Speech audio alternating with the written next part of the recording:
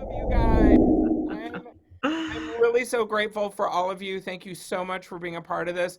Once again, I really want to thank National Organization for Women, the Wisconsin chapter, for sponsoring us. Thank you. Mama. How you doing? Hey guys, we're gonna make this super quick. Latinx women in comedy. All right, let's go. Let's solve racism right now, guys. Let's do it. Yes. We're feeling energized. So yeah, I am gonna just kind of facilitate a little bit more of a discussion between myself. Again, the three J's. We got Jessi Realzola, and then Jess Martínez. I put a little stank on it because I can. And because we all come from like a little bit slightly different backgrounds, even in our journey in comedy. But I don't want to spend too much time on that because I think we all can, bring our perspectives as we're talking. But I really wanted to just jump in because I think maybe you guys will get the most kind of value out of, I don't know, it looks like a lot of you guys do produce your own shows as well. And I kind of wrote this and then I was like, damn, I should trademark this. I'm feeling myself today, guys. I have like a kimono on, like I'm really, right? Like a POC is the vice president. I am feeling myself, okay?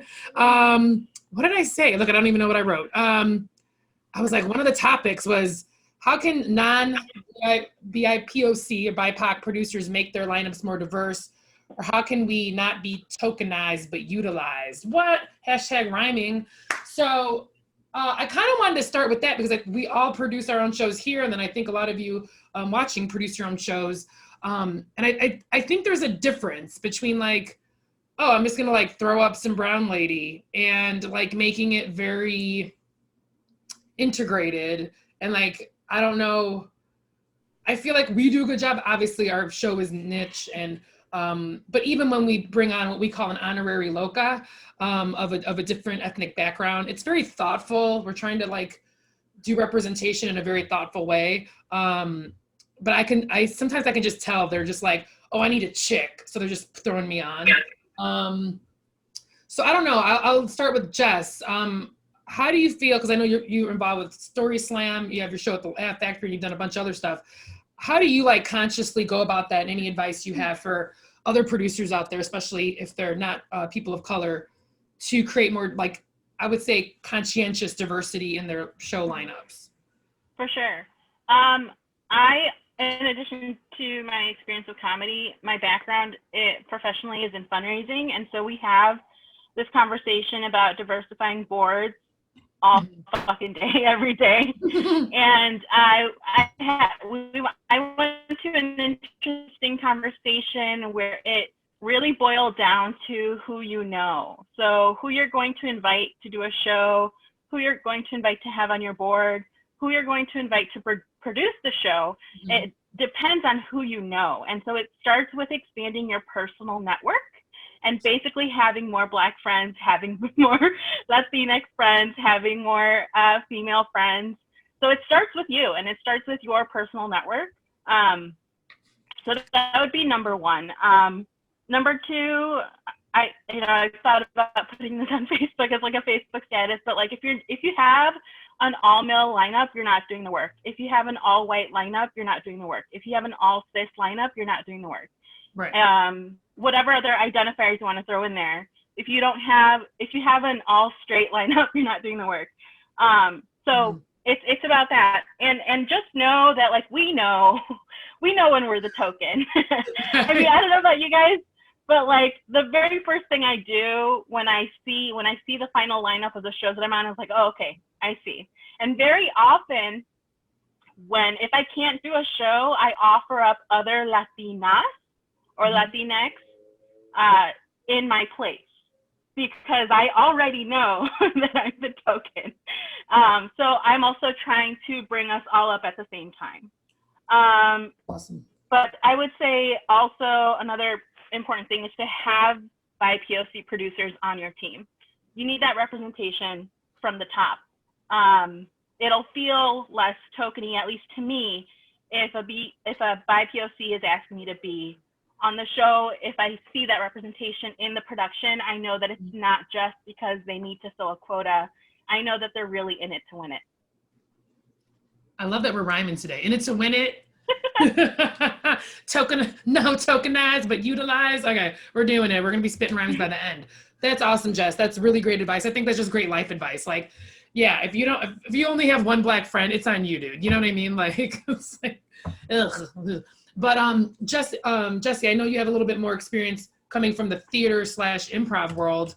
Do you have anything to add to that about? I feel like that's a whole nother world. Obviously in Chicago, we had so much going on right before Rona with people finally saying, listen, we're not even at the table. Like these are just very tokenized representations of us.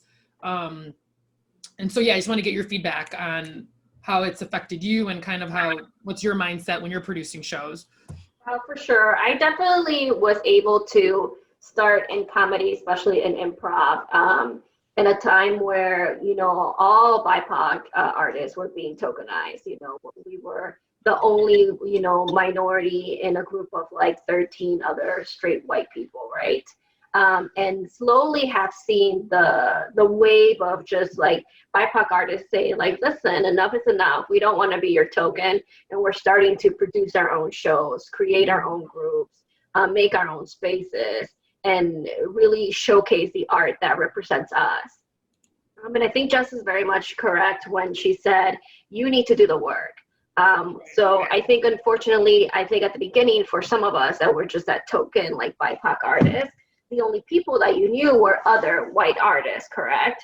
Mm-hmm. And then you start slowly but surely meeting like the other Latinx artists or the other Black artists or the other Asian artists or the other, queer artists, the other trans artists. And so you have to make that connection with them and let them know that they are important to you, that their voice matters, that you want to create a show that represents them and that gives them that time and that platform to say whatever they want to say and showcase their art in a very important way, where it doesn't feel like they're being tokenized, where it doesn't feel like they are just there to, check a marker, that you want to let them know that you care. Because essentially it just comes down to, do we care about your art, what you have to say? And are we giving you a platform to truly feel like your art is being utilized in a way that you want to represent it? I think doesn't it just make it better too? Like, who wants another Dick Weed joke? I don't want any more Dick Weed jokes. Like, I've seen those shows. I've been on those shows. Like, I'm like, dude, it's the same thing. Like, you've got to get different perspectives in there. It just literally makes a better show. Like, you have to make that step too of just like Jess is right. We as artists have to push the people around us and like also uplift them. And so when Jess says, I can't make it, but I'm going to offer you this other Latina, you can also like talk to other show producers, because I've often gone to other shows and be like, hey, I really love your show. I like what y'all are doing. I know about this Black artist, this trans artist, this Latina artist, this Asian artist that I think would be a great addition to your lineup. Right. Here's your info. Like, I really love if you reach out to them. And so giving them, I think sometimes in the Chicago, especially Chicago improv community, it becomes very cliquey, where people create cliques. And so you have to be the one that like breaks that, where you're not booking the same people over and over again, where you're giving other artists a chance to thrive and, come up, where you are suggesting them to other shows, and where you are taking that initiative to give everybody a piece of the pie, No, totally. Because I think when I started off, go ahead, Jess. I want to quick shine a light on Jessie, because she actually like walks the talk. Like, the reason I am an assistant 100. producer with the Moss is because of Jessie. Yep. So 100. No, and I think thank you. That's amazing. And I would say even to that, like something we wanted to do when I first started Las Locas originally was like, we always were like, let's give that 5-minute spot to somebody totally brand new. And it was something that and even now it still forces us to be like, who's out there? And like I know, Dina, you're running your school. I've had Kelsey Huff. I've had other people in the Chicagoland area be like, hey, I've got this girl just came into class. I just got this brand new storyteller. And then when I book them, they're like, I haven't done this before. I'm like, I don't care, get up here, because somebody pushed me, and you need that. And maybe I never see them again. I don't know. This is a hard thing to stay up with, right? We all have lives. And, but I was like, to give somebody that platform to tell their story at like like a good show. Because I think also as women, with female identifying, non-binary, and I will say just like maybe Jessi, you can understand this, especially women who are married or not single. You know, the comedy scene is very like, stay up till 4 a.m. to do 5 minutes at this dingy bar. And I'm like, that doesn't work for me. And so I think having that diversity in producers as well is like, oh, because I've had so many people, hey, I can remember somebody saw, you guys know Susie Ann. She's like a mother of two. She's an NPR radio host. I ended up meeting her, I want to say through the Kates, but you know, she was on my show. Hey, I never heard of her and blah, blah, blah. Well, you're not going to, because you're not going out of your way, and also not understanding that there's mothers in this group too, who like, not me, because fuck these kids, but the ones who have kids, I love the kids. Hey. I won't babysit them, but I love them. I'll buy them nice gifts. How about that? But I'm just saying, that was another thing, even of me having a bias of me being childless. I'm like, who am I not reaching out to? Like also, so it's like, even as a, you know, brown woman, as like that next woman, like, oh, you know, so I think you guys are bringing up really great points. This is something I really want to touch on, because I don't, we have like I could talk for hours, you guys know that, but there is something else I wanted to get into about owning our stories, but giving permission to others to laugh and share. This was something we talked about, like, as I started taking like classes and just kind of dipping my toes in the comedy water, if you will. And I still kind of struggle with it, because I'll tell you one, like, listen, I'm still learning. I'm 4 years in. I mean, we've all bombed, right? But actually the time I bombed the hardest was like in a super liberal, like woke white girl crowd. Love you guys. You guys are my friends, like seriously. But I felt like they were like, I'm not, like, am I allowed to laugh at this? But then also like, I don't know, the vibe was so off. And I don't know, I imagine the LGBTQ maybe goes through this of like, wait, are we allowed to laugh? Because we don't have this exact experience. So I don't know how you guys have just kind of dealt with that. Jessi, do you want to start? Like, yeah, and I'll start with just saying it, like, yeah. I book a lot of different acts for all the shows I produce, right? And I definitely go out of my way to showcase different stories. And I have seen from other artists saying like, yeah, it's okay for you to laugh, you know, especially like when I book queer artists or trans artists. I think that, like I said, in Chicago, we live in a very liberal bubble. And so we want to protect the people that we care about. And so sometimes when they make jokes about their identity or whatever, the crowd might be like, ooh, am I allowed to laugh? And so I love when they're just like, hey, it's okay to laugh. And same thing, like as a brown lady, when you're making jokes about like, you know, either being a brown lady or stereotypes or anything like that, I think that sometimes the crowd gets a little bit uncomfortable depending on, you know, if they're leaning more towards like progressive or if they're leaning more a little bit more conservative. Either way, there's still that line of just like, ooh, am I allowed to laugh? Does this make me an asshole? And it's completely okay for you to facilitate your crowd, to say like, hey, like it's cool for you to laugh. Like it's all right. Like we are comedians because at some point in our lives we've had to go through some fucked up experience, and this is our way of like dealing with it, you know. Yeah, very publicly. Super public. I'm publicly going to tell you my shame. Thank you. Please laugh at it. Yes. And I so appreciate like anybody that's willing to go on stage and just share that kind of like story with the crowd, because then you are creating that bridge of like, this isn't a stigma anymore. This is us sharing our stories with you. And this is us giving you permission to just like have a lightheartedness about it, but also know that it's important to us, that, you know, we do place value on who we are, our identity, what we represent, but we can also poke fun at it.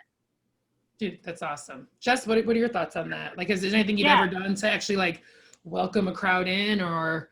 I think what Jessi said all makes sense. So I totally agree with that. I would just add that as a writer, as a comic, as a performer, you have the authority to lead them through your work the way you want them to be going through your work.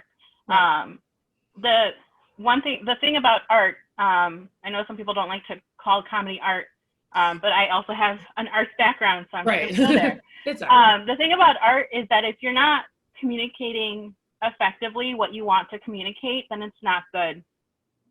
And so, That's pretty, and the thing with comedy, like, yeah, in my opinion. And the thing with comedy is if you're trying to make people laugh and you're not making people laugh, it's not good. It's comedy.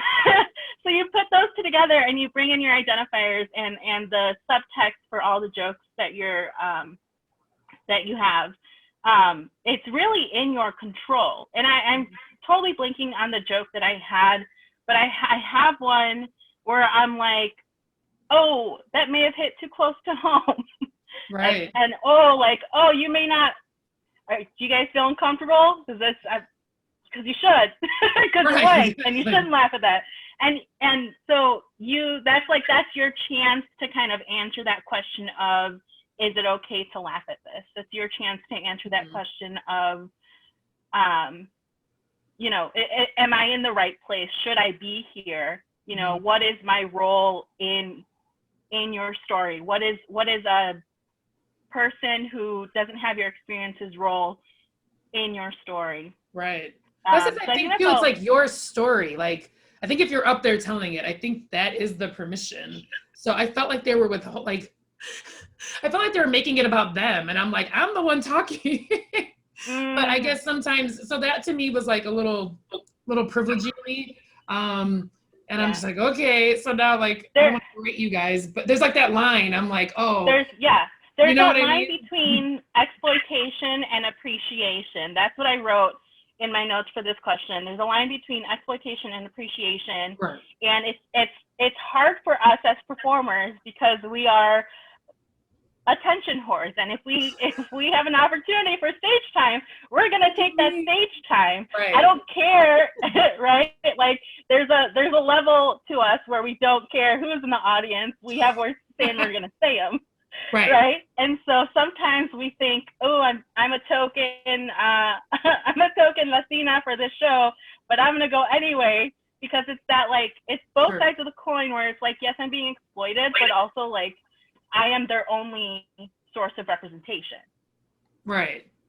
No, I get that. And I think if you own it, and again, kind of representing yourself the way you want and your story. And that's, I think, what it was. I was just very much like, this is about me. Like, I think for me, the best comedy is like about, I know some people love situational comedy and stuff, but I love the storytelling aspect. Like, this is my story. Like, if I'm up here saying it, and I know like some people are like, well, a groan's a laugh. And I'm like, yeah, but that's fine. Some sort of reaction that's not looking at me like looking around, like anything's better than that. I know we don't have a ton left of time. I wanted to jump into kind of representation of Latinx in comedy, and that's just a big old topic. So it kind of came up obviously with election, right? People starting to understand, okay, Puerto Ricans are different than Mexicans. Mexico is a huge country with different states, right? Estados, I know that. Different dialects, different food, different, it's just like everyone, including American politics, trying to paint us with this big overgeneralizing brush. I would say comedy and art does that too. We can get into colorism. Like even growing up, anybody who was Latina was very white appearing. Even now, I just, I'm still not seeing the darker skin tones, the curly hair. Mind you, I did blow dry mine out, but right, I dabbled in some acting early on, and it was very much like, oh, blow dry your hair, straighten your hair. Or the opposite. When I was in Florida, I did a couple commercials, and it was very much like, oh, like put an accent in your voice. And I'm like, what? Like, what do you mean? You need to sound more Latina. I don't know what that means. So this is such a broad topic, so I don't know where to start, but what's like our role in that? What's our role in like, God, why is everything up to us? Could you guys just fuck? Okay. But like, what can we do to kind of educate other people and or, get these decision makers to understand that like there is a diversity within already this monolith of being Latino, Latina, Latinx, Hispanic. Wow, that's heavy. Okay. I feel like we need a map like John King on CNN. Just break it down. Jesse, you want to start that one? I don't know. Again, how do you racism? Thank you. Sure, yeah, I can solve. Yeah, you need me to solve racism? Sure thing. Just give me a couple seconds of your time. Yeah, I mean, I'm gonna go back to the whole "it starts with you" thing. I myself, one of the whitest things about me, I'm totally 100% Mexican, but one of the whitest things about me is that I think all Latinos are Mexican, right? So like, I am still educating myself on other Latinx cultures. I'm trying my hardest to watch movies from other countries, other Latinx countries. So for me, it starts there. And I also need to stop assuming that everyone is Latinx is Mexican. And so it also starts there. So like, maybe I should not be on this panel, but like, I have to do as well. But yeah, no, I just wanted to throw out this one random statistic from, I forget who had this. I have it pulled up.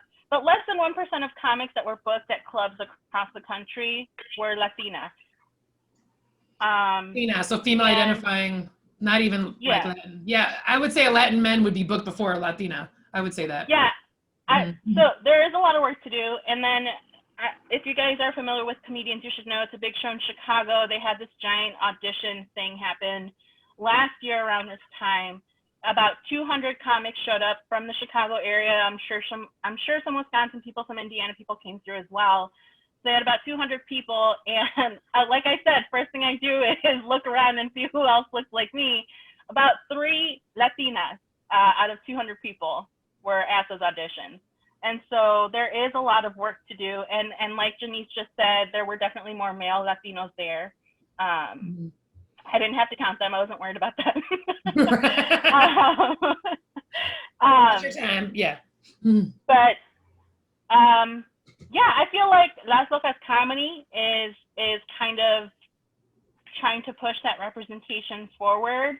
I was also thinking about how we have our shows, right? Like Flacas de Dos Patas, Generation Latinx, at IO, Las Locas comedy. Like we have our shows, we have our audiences, but it doesn't seem to be mainstream. I think I saw a conversation online about how some of the shows, or like some of the Latinx improv shows, aren't getting good like times or days, like mainstream times or days. Yeah, they're considered like niche again. Right. Which like, is well, if you book us, we wouldn't have to make our own. Like I could make the counter argument of like, which is insane because 30% of Chicago is Latinx.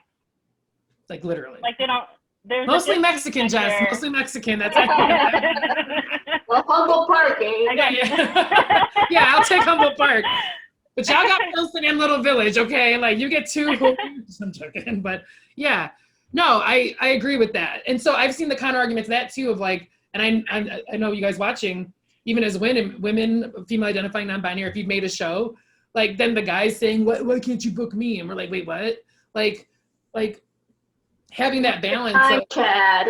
Yeah, I'm like, dude, come on. There's so many more of us. Again, you're booking one person per show, and sometimes there's only one female. So if it's a white girl, great. Like friends of mine, do it. But then you're like not booking Black, Asian, Latino. You know what I mean? Like Southeast Asian. You're like missing a bunch of other people because you're only booking one female to begin with. So you're already like, right? So we're trying to slip in that little spot that we didn't even have a big one anyway. Right? Because I still see 5 men and 1 female. Oh, for sure. And a lot of times the woman is also white. So, but Jesse, in terms of like improv, how do you guys advocate then to try to get Geraldo, like, how do you get on that Saturday spot? Like, what is it? Is that why like there's all this controversy, right? And IO is closed now. So IO's closed now. I can say going through a bunch of stuff. It took a lot. It took a lot of work for the shows that I produce. 2 of them are with female identifying comedians, right?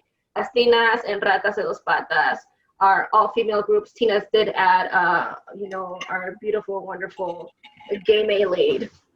But also it was a lot of advocating for ourselves. It was a lot of like going to these theaters and saying that this is what your theater is missing. Right. This is what we bring to the table. These are the numbers. Like we had to have several runs with like high numbers of like attendance and like money bringing in. So like, this is the money that we bring here. And then coming with like a marketing plan, you know, when we booked our Latinas, Happy Valentinas Day run, we booked it on a Friday night at 8 p.m. at a very nice, like one of their theaters at IO, right? And it was us pushing for that slot to say like, we have marketing covered. We want to showcase these kind of food specials. These are the kind of artists that we're going to showcase, which are all Black opening acts. And this is the kind of thing, you know, thing that we bring to the theater that you do not have, that we want you to be able to push and show the community that you are not just some, you know, theater that pushes, you know, the white narrative, that you are here to push, you know, stories by representing the different types of artists that you have here. Primarily a huge chunk of them being Latinx artists, and a huge chunk of them being like female identifying Latinx artists, right? And it's a lot of self-advocating for yourself. You have to have very tough conversations with artistic directors, with theater owners, with, you know, the people that just manage like backstage, or just like what you need them to do for you. A lot of hand holding, but that work is worth it at the end, because then you have a finished product that you have to show for your community and the communities around you that want to see people like you, that look like them, that look like their friends, that look like, you know, their tias, their primas, their hijas, you know, they're just like, hey, I want to see this type of comedy, these type of people on stage. You know, we had Annabella Val come to one of our shows, and she brought her daughter. And it you guys know Annabella Val is on WGN. She does the Chicago Around Town. So she's Latina. But go ahead. And she brought her daughter, and it was very heartwarming to hear, you know, her daughter's just like, this, I'm going into comedy, and I never get to see like all Latinas on stage. And so this was like very, very good for me to see, to be able to know that one day I'll be able to bring this to the stage, you know, to some big stage. And it's like, hell yeah, you do that not just for yourself and the representation that you want for yourself, for your people, your group, your immediate, you know, comedy and art that you're creating, but also for the generation that's coming after us, the generation that you're paving the way for, that you want them to not have to have that struggle and that fight against having, you know, a seat at the table. It's like, fuck your table. Like, I'm going to take this whole fucking room. Yeah. Oh my God. I'm snapping. I'm all the snaps. I could talk about this forever, but thank you, Jessi. I think you really just wrapped it up. I wish we had time for questions. If you guys want to add some in the chat or let Dina know privately, I can answer. If you ever want to run anything by me, loslocascomedy@gmail.com in terms of like how you can add more diversity. I'm no expert, but I'm just trying my best. Same thing, to kind of create a community, give people opportunities that aren't always getting them, to tell their stories. And I think I'm giving a big hug to Dina right now too. We're very much like mission aligned and trying to spread comedy. We're not, you know, we're just not out there enough. We're here, we know each other, but how do we get to that next level where it's not like a token thing to be a female, it's not a token thing to be gay, it's not a token thing to be Black or a Latinx. And so that's what we're working for. And we're getting there, guys, we're getting there. But I really appreciate the opportunity to talk to you about that. And I'll hand it back over to Dina. Thank you guys so much. Thank you so much.